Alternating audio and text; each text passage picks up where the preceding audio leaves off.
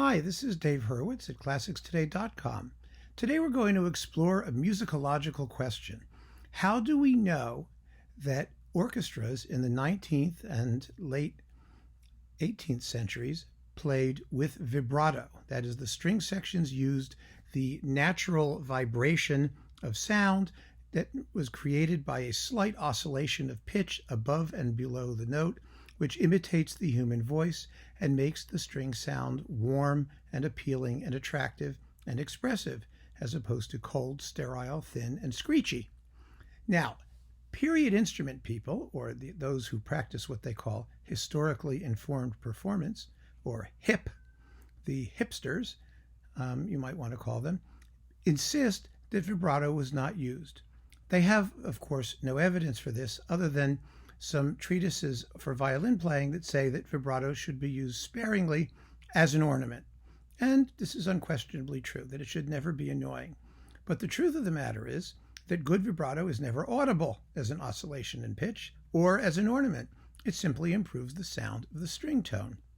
And in an orchestra, you're not going to hear what any individual player is doing anyway, because you're dealing with a whole crew of them, all doing their own thing, and what you hear is the average sound of what they all do.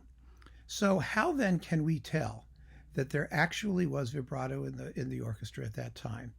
Well, there are a few ways to do it.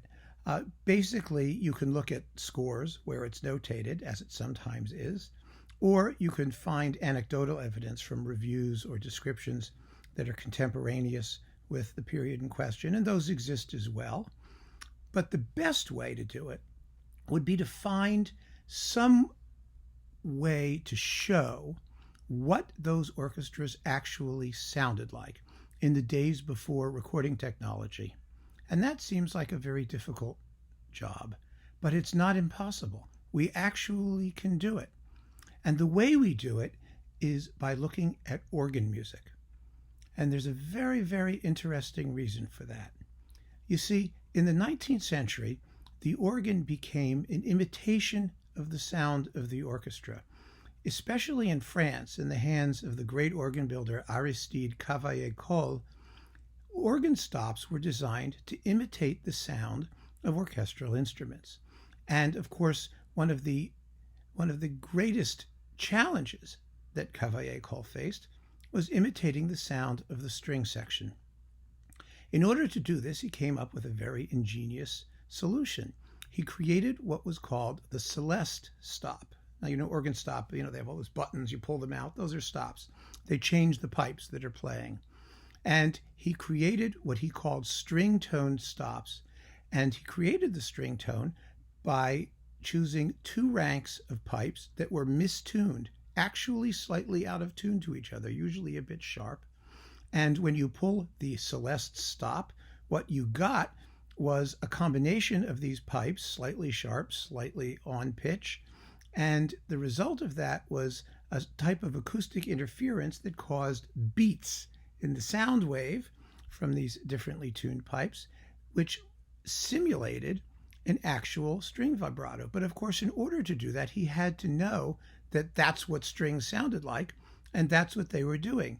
And we have contemporary descriptions of the actual sound of string playing as it is imitated by the organ. And these descriptions say very straightforwardly, well, Celeste stops are made to imitate the vibrato of string sections.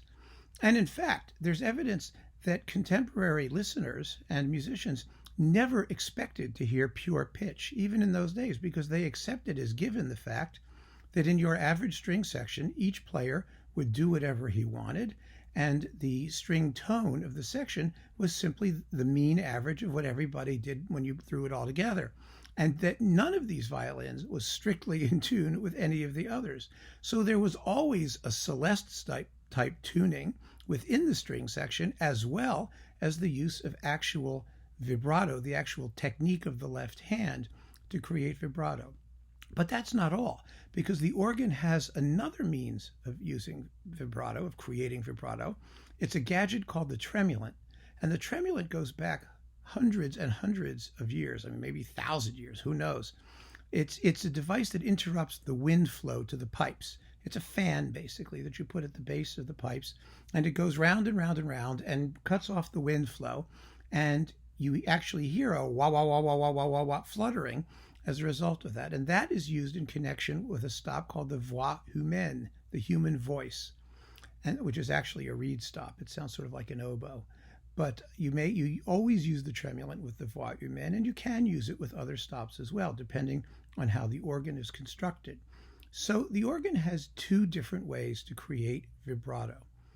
The question, of course, then becomes, in what repertoire was it used? Well, it was used in a lot of romantic music generally. And one of the things that composers began to do as these orchestral organs became popular in the latter half of the 19th century was that they began to transcribe romantic and classical orchestral pieces to be performed on the organ, because the organ was supposed to show off its orchestral qualities, and not everybody had access to a full orchestra. And so they could go to church, and if the church had a suitable organ, they could hear orchestral music interpreted on the organ. So that meant, theoretically, that when string sections were called for, you had to use vibrato. And the advantage to looking at organ music is that on the organ, vibrato is purely a mechanical option. You turn it on and then you turn it off. As long as it's on, it stays on. When it's off, it's off. So not only do we know when vibrato may have been used and when it may not have been used, but also how frequently it was used within a passage. In other words, was it continuous or was it not continuous? So let me give you one example of what I'm talking about to make this all very, very clear and very simple. There was a French organist and composer. His name was Edouard Baptiste. He was the professor of solfège, which of course is vocal sight reading, at the Paris Conservatory. He lived from, I have his dates here, 1820 to 1876. I think he was the uncle of Leo Delibes. He was a very well-known French organist in his day. And one of the things he did was some of these orchestral transcriptions.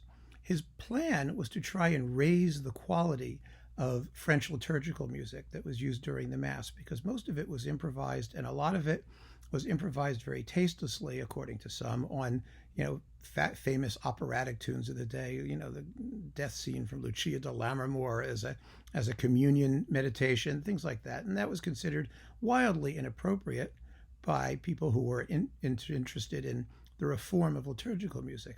So Baptiste thought he was going to strike a blow for a higher quality liturgical music, and he did it in the most fascinating way you can imagine.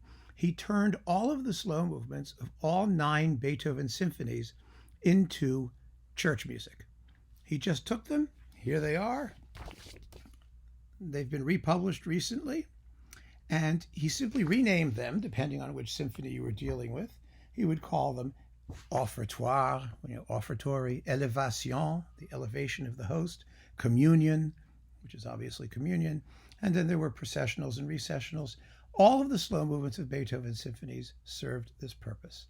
And the place that we generally hear vibrato is in slow movements, because it is used to enrich singing cantabile melodies. In quick movements, even when people use it, you don't hear it. The music is moving too quickly, or the note values are too short for it to make any difference.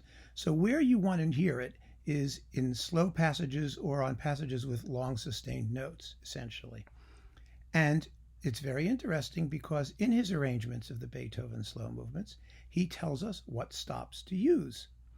And if you look, for example, I have right here his arrangement of Beethoven's 7th, and you see here he indicates what stops are playing and where they're playing. And what he says is that you should be using throughout the entire piece the celeste stop, the celeste string stop, and often the tremulant as well. So that means that the entire piece is played with vibrato. Now, he doesn't transcribe entire movements, because this being church music and the needs of the Mass are paramount. He cuts them down 3 or 4 minutes, on average. But in, for example, the 4th Symphony, which I have right here, he writes a little note that says that the slow movement of the 4th is a dialogue between the tremulant voix humaine stop, that vibrato, and the celeste stop. That is, 2 completely different kinds of vibrato which play continuously throughout the entire movement. And what he's trying to do in these cases is imitate the sound of an actual orchestra of the time, which in this case is the 1860s, as it would have played Beethoven's music. And so we know pretty reasonably that orchestras in those days used vibrato when they were playing these cantabile melodies exactly as they do today. Now, Baptiste's music is interesting for one other reason, and that's its provenance. The Paris Conservatory was the world capital, believe it or not, of Beethoven performance. The orchestra of the conservatory, the Paris Conservatory, was founded in the late 1820s by Francois Habeneck precisely for the reason of performing all of the Beethoven symphonies. So it consisted entirely of professors and members and players from the Paris Conservatory, which is exactly where Baptiste came from.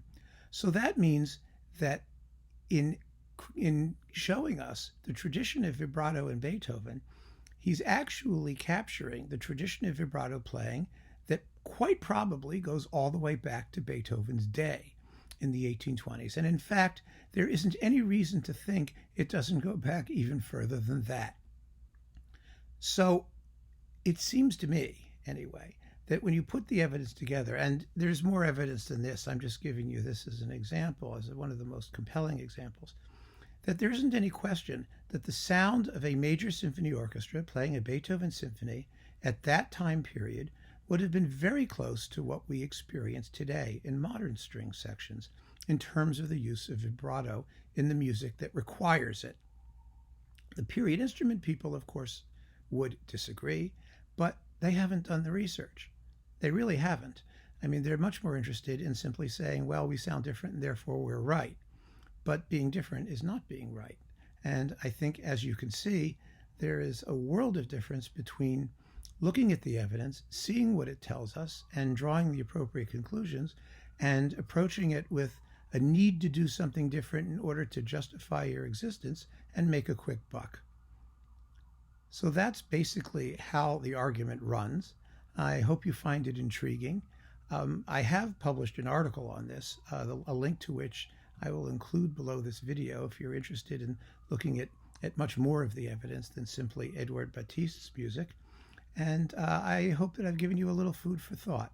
Thank you very much. Keep listening. And remember, just because someone says they're playing an authentic instruments in historically informed performance practice, that doesn't mean they're either historically informed or authentic.